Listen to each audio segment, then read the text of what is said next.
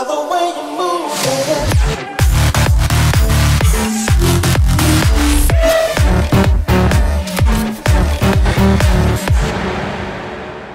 Lucas, félicitations, mais difficile match ce soir.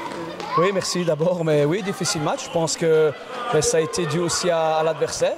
On connaissait leur qualité individuelle et ils nous ont fait mal avec leur qualité individuelle.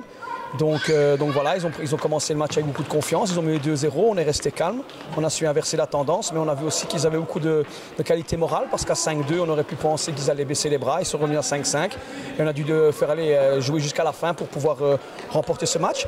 Je pense qu'on avait la main mise sur ce match, mais il fallait faire la différence au marquoir et puis garder cette différence. On a su le faire, on a gagné les 3 points, mais voilà, il y a des choses à revoir. Seulement 2 matchs de jouer et déjà partout on dit qu'Anderlecht est potentiellement champion de Belgique. C'est un peu tôt peut-être pour toi.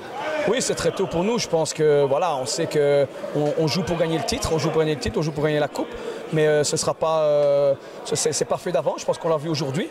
On vient ici à viser dans une salle comble avec une équipe super motivée et il faudra chaque semaine pendant 40 minutes entre 4 lignes faire la différence. Je pense qu'on l'a fait dans les 2 premiers matchs et il faudra continuer comme ça. Mais ça, on a l'habitude d'avoir la pression, on a l'habitude d'avoir le résultat.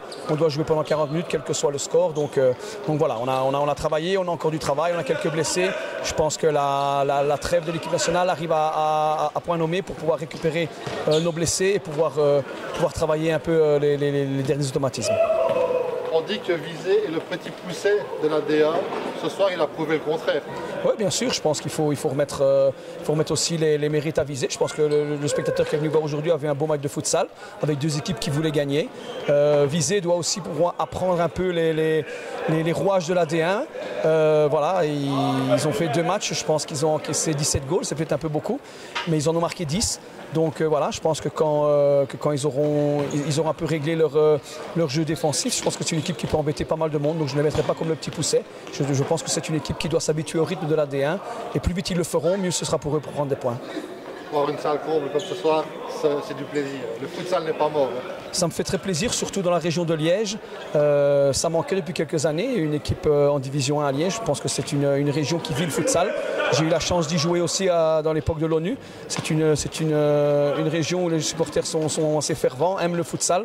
Et je pense que aussi bien Visé, peut-être aussi le Standard, ça fait du bien pour la région liégeoise et on peut en être content pour le futsal. Tu parles de l'ONU, c'est un temps que les jeunes de 20 ans ne peuvent pas connaître. Moi j'y étais, on était ensemble là-bas avec Benoît, justement, qui est coach des 2 de Visé. C'était notre époque aussi. Le futsal d'avant n'a plus rien à voir avec le futsal de maintenant. Oui, tout à fait. C'est une autre époque. Mais voilà, à chaque époque a ses belles choses. Je pense qu'on a vécu des bons moments dans les années de 2000 à 2010 avec l'Action 21, avec l'ONU Serein et d'autres équipes. Et aujourd'hui, c'est autre chose. Aujourd'hui, ici, à Anderlecht, on est totalement professionnel. On essaye de chaque année se battre pour décrocher la Champions League. Ce sera encore un objectif cette année. Mais il y a aussi des équipes très fortes qui nous attendent.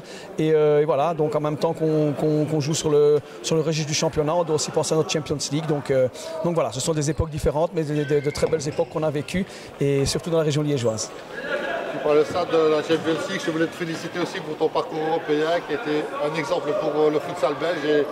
C'est une locomotive en fait. Anderlecht est la locomotive qu'on attendait peut-être un peu dans le futsal au niveau de la fédération de l'Union belge.